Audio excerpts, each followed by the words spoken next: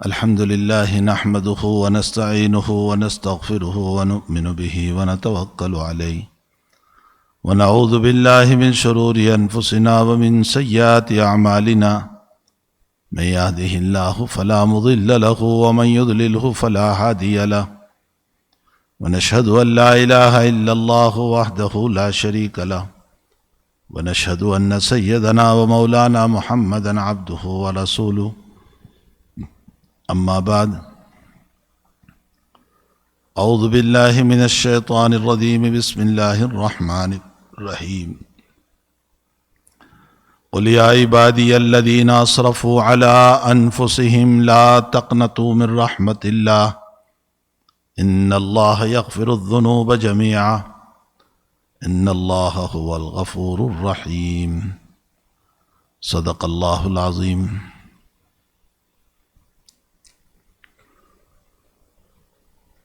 بزرگان محترم، معزز بھائیوں، دوستوں، عزیزوں اور پردہ نشین مائیں، بہنیں اور بیٹیاں،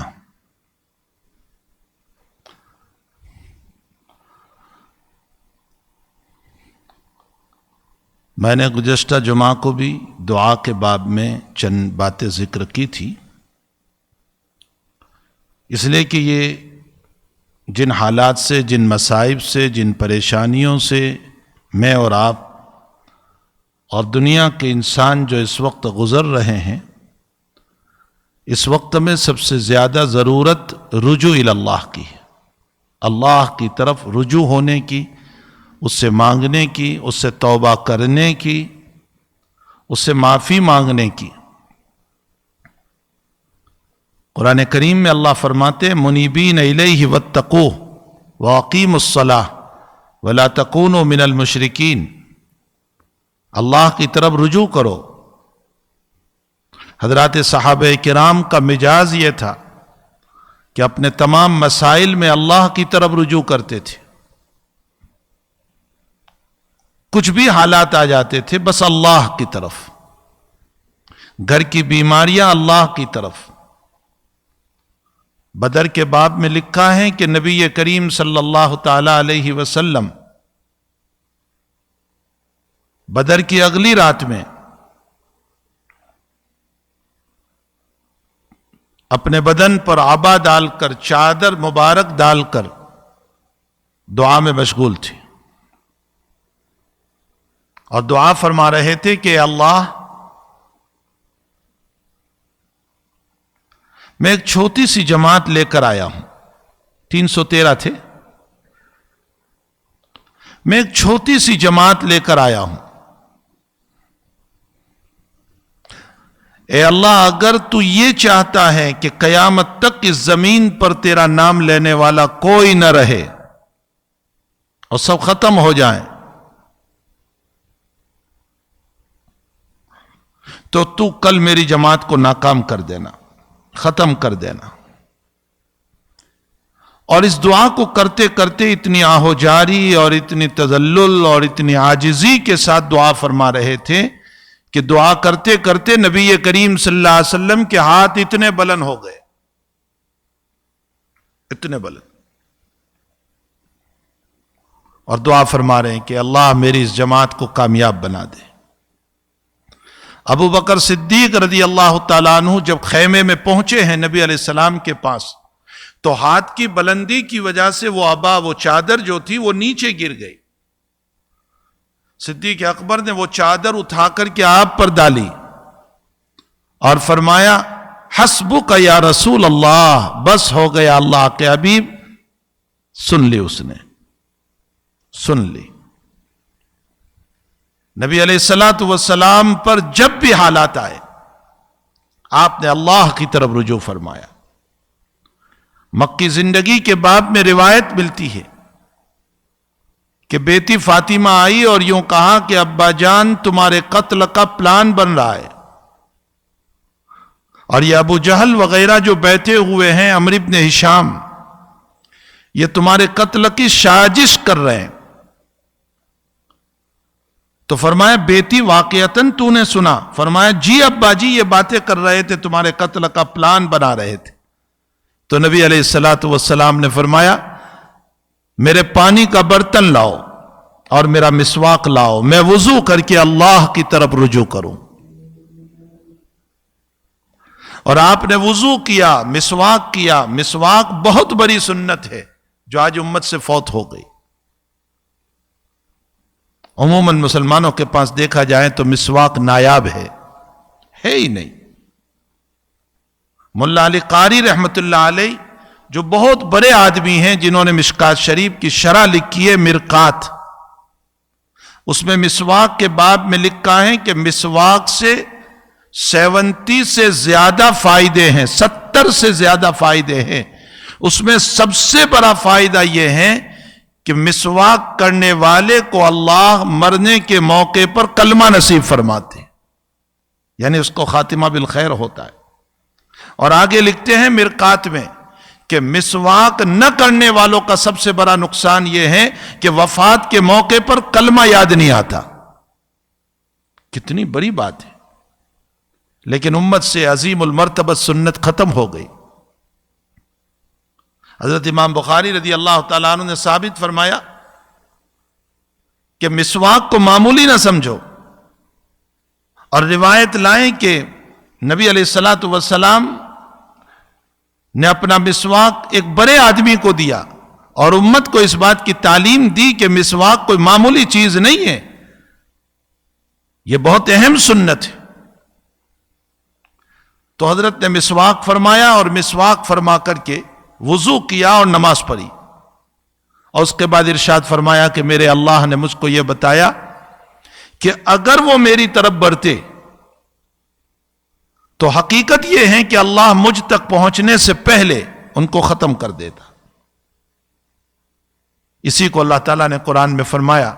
ناصیۃ کاذبۃ خاطئہ فلیدع نادیہ سندع الزبانیہ، یہ وہی ابو جہل کے باب میں آیات ہے کہ ایک جھوٹی پیشانی، ایک مکار پیشانی جو نبی علیہ الصلوۃ والسلام کے سلسلے میں اس طرح کا ارادہ رکھتی ہے۔ خیر، مجھے یہ کہنا ہے کہ حضرت پر جب بھی حالات آئے آپ نے اللہ کی طرف رجوع فرمایا، منیبین الیہ واتقوہ، رجوع کرو اللہ کی طرف، تقوی اختیار کرو، واقیموا الصلاۃ، اور نماز قائم کرو، ولا تکونوا من المشرکین، اور مشرکین میں سے نہ بنو۔ امام احمد ابن حنبل رحمت اللہ علیہ جو ائمۃ الاربع میں سے ایک امام ہے، وہ فرماتے ہیں نماز کے بعد ولا تکونوا من المشرکین کہنا یہ اس بات کی دلیل ہے کہ جو جان بوجھ کر نماز چھوڑ دے گا وہ مشرک ہو جائے گا، وہ مرتد ہو گیا۔ اس لیے کہ اللہ کہتا ہے نماز قائم کرو، مشرکین میں سے نہ بنو۔ تو نماز کا چھوڑنے والا مشرکوں میں سے ہو گیا، مرتد ہو گیا، ایمان سے نکل گیا۔ اگرچہ جمہور علماء امام مالک، امام شافعی، امام ابو حنیفہ فرماتے ہیں کہ وہ مرتد اور مشرک نہیں ہوتا، البتہ اس پر فاسق کا اطلاق ہوتا ہے، لیکن بہرحال امام احمد کا ایک استدلال اسی آیت سے ہے رجوع کرو اللہ کی طرف، تقوی اختیار کرو۔ تو ہمیں بھی ان حالات میں اللہ کی طرف رجوع ہونے کی ضرورت ہے، اللہ سے مانگنے کی ضرورت ہے، اور رجوع کے لیے دعا کا ادب، دعا کی تعلیم، جو میں نے گزشتہ جمعہ کو بھی کچھ باتیں بیان کی تھی کہ ایک تو یقین کے ساتھ دعا کی جائے، تذبذب کے ساتھ نہیں، پھر اسی طرح غافل قلب کے ساتھ نہیں، پھر انسان اضطرار کے ساتھ، بے چینی کے ساتھ اللہ سے مانگے۔ اَمَّن يُجِيبُ الْمُضْطَرَّ إِذَا دَعَاهُ وَيَكْشِفُ السُّوءَ وَيَجْعَلَكُمْ، جب مضطر اور بے چین دل کے ساتھ ہم اللہ سے مانگتے ہیں۔ دنیا میں جب کسی سے میرا سوال ہوتا ہے تو میں اپنی عزت کو اس کے سامنے رکھ دیتا ہوں، میں اپنے کاموں کو اس کے سامنے رکھ دیتا ہوں، میں اپنے آپ کو ذلیل تک کر دیتا ہوں، اور اپنی عزت کا پورا خاکہ اس کے سامنے، فیملی کی عزت کو ذلیل کر دیتا ہوں۔ جب دنیا والوں کے سامنے مانگنے پر میرا اور آپ کا یہ حال ہے، اللہ کے سامنے تو انتہائی عاجزی، بے نیازی، عاجزی اور انکساری کے ساتھ اللہ تعالیٰ سے مانگنا چاہیے۔ اسی لیے حضرت سیدنا عبد القادر جیلانی رحمت اللہ علیہ بڑے پیر فرماتے ہیں کہ اللہ نے فرمایا اللہ الصمد، بے نیاز ہوں اور تو نیاز من ہے، میں کسی کا محتاج نہیں اور تو محتاج ہے۔ تو فرمایا بندہ احتیاج، محتاجگی، عاجزی اور انکساری کے ساتھ مانگتا ہے تو اللہ کو اس کی ادا بہت پسند آتی ہے۔ حتیٰ کہ روایتوں میں ہے کہ اللہ تعالیٰ فرشتوں کو بلاتے ہیں اور کہتے ہیں دیکھو میرا بندہ کیسی عاجزی سے مانگ رہا ہے، کتنا جھک کر مانگ رہا ہے، آنسو بہ رہے ہیں اس کے، یہ اپنی حقیقت میرے سامنے بول رہا ہے، یہ جو ہے اپنے گناہوں کو میرے سامنے پیش کر رہا ہے۔ یہ ایسا ہی ہے جیسے ہمارا چھوٹا سا بچہ ابا کے سامنے جب مانگتا ہے، ابا 5 پیسے دے دو نا، ابا روپیہ دے دو، ابا 1 پیسہ دے دو۔ جب بچہ مانگتا ہے اور جس انداز سے بچہ مانگتا ہے تو باپ کو، نانا کو، دادا کو پیار آتا ہے، دوسروں کو کہتے ہیں دیکھو دیکھو میرا بچہ کس پیار سے مانگ رہا ہے، کس محبت سے مانگ رہا ہے۔ تو اللہ بھی اپنے فرشتوں کو بتاتا ہے دیکھو میرے فرشتوں تم گواہ رہو کتنے پیار اور محبت سے مانگ رہا ہے، میں نے اس کو معاف کر دیا۔ ہاں اللہ کی عطائیں ہیں، دینے کے طریقے ہیں، ویسے کوئی دعا اللہ رد نہیں کرتا، یہ مسئلہ یاد رکھیں، اللہ تعالیٰ کوئی دعا رد نہیں کرتا، لیکن اس کے دینے کے طریقے ہیں۔ جب بندہ مانگتا ہے تو ایک طریقہ تو یہ ہے جو مانگا وہ دے دیا، دوسرا طریقہ یہ ہے کہ جو مانگا وہ نہیں دیا، مصیبت دور کر دی، تیسرا طریقہ یہ ہے کہ اللہ تعالیٰ کچھ وقت کے بعد دیتا ہے، اور چوتھا طریقہ اللہ کا یہ ہے کہ ہماری دعا کا اسٹاک کر لیتا ہے، وہ جمع کر لیتا ہے۔ اب قیامت کے دن بندہ جب اللہ کے پاس جائے گا تو اللہ تعالیٰ کہیں گے کہ یہ ساری تیری دعائیں جو تو نے مجھ سے کی تھی اور دنیا میں تجھ کو میں نے نہیں دیا تھا، یہ دعا کا اسٹاک ہے جو میں آج تجھ کو دے رہا ہوں۔ حدیث شریف میں آتا ہے اس وقت بندہ یوں کہے گا اے کاش میرے مولا نے مجھ کو دنیا میں ایک بھی دعا قبول کر کے نہ دیا ہوتا، سب آخرت میں جمع کر لیتا تو اچھا ہوتا۔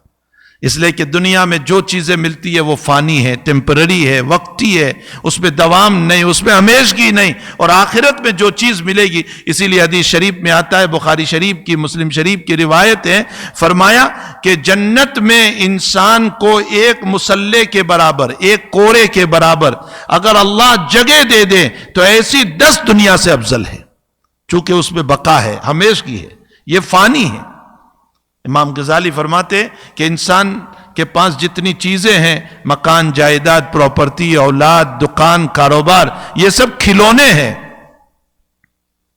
اور دنیا میں انسان اس سے کھیلتا ہے، اولاد سے کھیل رہا ہے، بیوی سے کھیل رہا ہے، بچوں سے کھیل رہا ہے، دکان سے کھیل رہا ہے، کاروبار سے کھیل رہا ہے، مکان سے کھیل رہا ہے، یہ کھلونے ہیں۔ فرمایا اللہ کا طریق یہ ہے کہ کبھی جیسے دنیا کا طریق یہ ہے کہ ہم کھلونا لے لیتے ہیں بچوں کے پاس سے، اور کبھی کھیلنے والے بچے ہی کو ہم اٹھا لیتے ہیں۔ اللہ کے بھی یہ 2 طریق ہے کہ یہ سب کھلونے ہیں، کبھی اللہ ہمارا کھلونا لے لیتا ہے، بیوی کی موت ہو گئی، بچے کی موت ہو گئی، دکان میں گھاٹا پڑ گیا، کاروبار میں مسئلہ ہو گیا، جیسے اس وقت حالات ہیں، تو یہ کھلونے ہیں۔ اللہ کبھی کوئی کھلونا لے لیتا ہے اور بندے کو آزماتا ہے کہ یہ کھلونے پہ جا رہا ہے، اللہ کی طرف جا رہا ہے، اور کبھی کھیلنے والے بچے کو ہم اٹھا لیتے ہیں، سارے کھلونے وہی رہ جاتے ہیں۔ اسی طرح میری دکان یہاں، کاروبار یہاں، بچہ یہاں، بیوی یہاں، جائیداد یہاں، سب یہاں رہ جاتا ہے، اور اللہ مجھ کھیلنے والے ہی کو اٹھا لیتا ہے، مجھے خود موت دے دیتا ہے۔ تو حقیقت یہ ہے کہ اللہ تعالیٰ کے سامنے ہمیں عز و انکساری، عاجزی کے ساتھ اللہ کو بے نیاز ذات سمجھ کر، عاجز بن کر کے رب کریم سے مانگنا چاہیے۔ پھر بنی اسرائیل کا ایک واقعہ نبی کریم صلی اللہ علیہ وسلم نے نقل فرمایا کہ ایک انسان بڑا عابد، بڑا زاہد، بڑا عبادت گزار تھا، لیکن غلط صحبت مل گئی، بری صحبت مل گئی، جس کے نتیجے میں وہ گندگی کرنے لگا، برائی کرنے لگا، برے کاموں میں مشغول ہو گیا۔ 20 سال کے بعد، 20 سال تک وہ گناہ کرتا رہا۔ ایک دن آئینے میں اس کی نظر پڑ گئی، کانچ میں، شیشے میں اس کی نظر پڑ گئی۔ کبھی کبھی چھوٹی سی چیز عبرت کے لیے ہوا کرتی ہے، اس کی نظر پڑی، اس نے اپنی سفید داڑھی کو دیکھا، سفید بال کو دیکھا، تو اس کو دیکھ کر اس کو احساس ہوا کہ میرے بال سفید ہو گئے اور میرے 20 سال گناہوں میں گزر گئے۔ میری پہلی زندگی کتنی اچھی تھی، عبادت کی، زہد کی، تقوی کی، ورع کی، یہ میرے 20 سال کیسے گزرے ہیں۔ بس اسی آئینے میں دیکھنے نے اس کو سبق پڑھا دیا، جس کے نتیجے میں اس نے رجوع کیا۔ فرمایا موسیٰ علیہ السلام پر یا اس زمانے کے جو نبی تھے ان پر وہی اتری جب اس بندے نے یہ کہا، اے اللہ میں نے 20 سال غفلت میں گزارے ہیں، میری مغفرت کا کوئی راستہ ہے؟ تو اس زمانے کے نبی پر جو وحی اتری، جس کا خلاصہ یہ کہ اللہ تعالیٰ نے فرمایا کہ اے آدمی تیرے آنے میں دیر ہو رہی ہے، میرے راضی ہونے میں دیر نہیں، بس تو آیا ہے، معافی مانگی ہے، میں تجھے معاف کر دوں گا۔ یہ کہہ کر کے اس کو معاف کر دیا گیا۔ اسی لیے قرآن کریم میں اللہ تعالیٰ نے ہمیں ایک دعا سکھائی، ربنا لا تزغ قلوبنا بعد اذ ہدیتنا، اے اللہ ہدایت کے بعد ہمارے دلوں کو ضلالت میں نہ لے جانا، کفر میں نہ لے جانا، برائیوں میں نہ لے جانا، گناہوں میں نہ لے جانا۔ ہمارے اکابر نے ایک واقعہ نقل کیا ہے کہ ایک آدمی بت پرست تھا، کفر میں تھا، اور ہمیشہ یا صنم یا صنم یا صنم یا صنم، یعنی اے بت جو پتھر کی عبادت کرتا تھا اس کو پکارتا رہتا تھا، یا صنم اے پتھر کے معبود، میرے اے پتھر کے معبود، ہر وقت یہ بولتا رہتا تھا۔ غلطی سے ایک مرتبہ صنم کی جگہ پر صمد کا لفظ نکل گیا جو اللہ کا نام ہے۔ فرمایا اللہ کی طرف سے آواز آئی، بتا میرے بندے تجھے کیا ضرورت ہے؟ اس نے اسی وقت اس اپنے جھوٹے معبود کو، پتھر کو لات ماری کہ زندگی صنم صنم کر کے مر گیا، کبھی تو نے جواب نہیں دیا، بھول سے اس کو پکارا تو اس نے میرا جواب دے دیا۔ وہ وحدہ لا شریک ہے، اس ذات سے ہمیں مانگنا چاہیے، اس کو اپنے بندوں سے بہت زیادہ پیار ہے۔ اسی لیے اللہ تعالیٰ نے فرمایا قل یا عبادی الذین اسرفوا علی انفسہم لا تقنطوا من رحمت اللہ، بہت گناہ ہو چکے ہیں، پرواہ نہ کرو، فکر نہ کرو، میرے در پر آ جاؤ، مجھ سے معافی مانگ لو، میں تمہیں معاف کر دوں گا۔ اسراف، اور اللہ کس کو کہہ رہا ہے؟ تہجد گزار کو نہیں، 5 وقت کے نمازی کو نہیں، حج پر حج کرنے والے کو نہیں، عمرے پر عمرہ کرنے والے کو نہیں، اسرفوا علی انفسہم، جس نے اپنی ذات پر ظلم کر رکھا ہے، بے شمار گناہ کر رکھے ہیں۔ اللہ اپنے فاسق بندے کو کہہ رہا ہے کہ میرے بندے اگر تجھ سے بہت گناہ ہو گئے، میرے در پر آ کر معافی مانگ لے، میں تجھے موت سے پہلے معاف کر دوں، بشرطے کہ عالم غرغرہ نہ ہو، عالم نزع نہ ہو، عالم سکرات نہ ہو۔ اسی لیے بعض بزرگوں کے باب میں جیسے ابن جوزی جو ایک اللہ والے گزرے ہیں، ان کا اپنا ایک واقعہ ہے، بس میں اس واقعے پر اپنی بات ختم کروں۔ لکھا ہے کہ ابن جوزی بغداد کی جامع مسجد کے قریب سے نماز پڑھ کر کے نکل رہے تھے، آپ نے دیکھا کہ ایک بچے کو اس کی ماں غصے میں مار رہی ہے، اور مار کر دروازے سے باہر نکال دیا اور دروازہ بند کر دیا اور کہا نکل جا میرے گھر سے، میں تیرا منہ دیکھنا نہیں چاہتی۔ وہ نکل گیا، لیکن کچھ چلا، محلے میں ادھر ادھر گیا، اور پھر واپس آ کر کے دروازے پر بیٹھ گیا۔ رات میں ماں نے دروازہ کھولا، بیٹا وہیں بیٹھا ہوا تھا۔ فرمایا میں نے تجھ کو بھگا دیا تھا، کیوں بیٹھا ہے یہاں؟ تو بچے کا جواب تھا، الہی میری ماں، میں نکلا تو تھا کہ کہیں مجھے کھانا مل جائے گا، پینا مل جائے گا، میں کسی کا کام کر لوں گا، برتن دھو لوں گا، میرے کھانے پینے کی ضرورتیں پوری ہو جائے گی، لیکن پھر دل پر خیال گزرا سب کچھ ملے گا، ماں کی ممتا کہاں ملے گی، ماں کا پیار کہاں ملے گا، میں گھر چھوڑ کر اگر چلا گیا تو ماں کا دلار کہاں ملے گا، میری ماں تیرا دلار یاد آیا، پھر میں دروازے پر آیا۔ اس جواب کو سن کر ماں نے آغوش میں لیا اور گھر میں لے لیا۔ ابن جوزی فرماتے ہیں میں نے اس واقعے کو دیکھا تو میرے قلب پر ایک بات گزری اور کچھ اشعار کہے، الہی عبدک العاصی قد اتاکا، الہی عبدک العاصی قد اتاکا مقرا بالذنوب وقد دعاکا، الہی ان تغفر فانت ارحم الراحم وان لم یغفر فمن سواکا، اے اللہ میں گنہگار بندہ بن کر تیرے دروازے پر آیا ہوں، اگر تو نے مجھ کو معاف نہیں کیا تو میرا کون معاف کرنے والا ہوگا؟ یہ کہہ کر کے ابن جوزی کہتے ہیں دنیا میں مجھے پیسے مل جائیں گے، دولت مل جائے گی، عزت مل جائے گی، سب کچھ ملے گا، لیکن میرے رب تیرا پیار کہاں ملے گا، تیری محبتیں کہاں ملے گی؟ اللہ تعالیٰ ہم تمام کو اپنے پیارے رب کی طرف، اپنے پیارے مولا کی طرف، اپنے پیارے مربی کی طرف، اپنے پیارے آقا کی طرف، اللہ ہم سب کو ان حالات میں رجوع کرنے کی توفیق عطا فرمائے،